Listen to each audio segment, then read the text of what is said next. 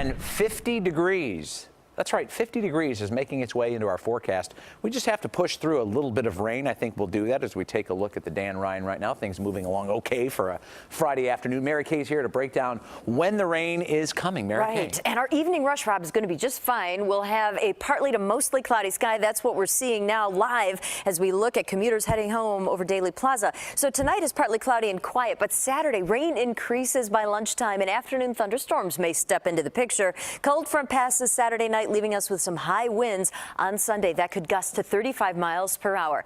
Here's the next 12 hours. Kind of quiet for us. Steady temperatures in the upper 20s for the most part as we go through the early morning hours. So not a bad start to your Saturday, all thanks to this ridge of high pressure that's keeping conditions very quiet around Chicago. But here's the low we're watching. It's going to travel across the country and grab some moisture from the Gulf of Mexico, enhancing our rain chances. But this evening we're fine. If you're headed out, we'll just be partly cloudy at 10 o'clock with 29 degrees and stay partly cloudy until the morning hours and hold that steady temperature for the most part. I think we may dip to the mid-20s for a moment. Winds will be out of the east at 10 to 15 miles per hour. Then for tomorrow, rain increases. It becomes windy. East winds may gust to 30 miles per hour with that afternoon storm chance. So let's time it out. 10 a.m. we're still okay, but Peoria starts hearing a little thunder. And then by lunchtime, we see at 1 o'clock rain lining up just southwest of Chicago, reaching into Indianapolis, where they could have some heavier downpours and thunderstorms, and then through 7 o'clock. So it looks like the afternoon through sunset is going to be the time frame for the heaviest downpour activity.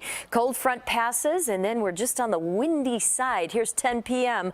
on Saturday night. So as far as rainfall amounts go, it looks like northwest Indiana could be the focus here for an inch to maybe an inch and a half of rain, but otherwise some healthy totals all around the Chicago area because of those downpours. As far as severe weather goes, it looks like Memphis is the bullseye for the active weather, but there is a slight risk of some of those storms reaching into northwest Alabama and parts of Mississippi and even Kentucky and Tennessee. So we'll travel the low across the country here through the day hours on Saturday. The big picture showing that in the evening we stay wet. The front crosses the area at night, opening the door Sunday morning for that return flow with those gusty winds to 35 miles per hour.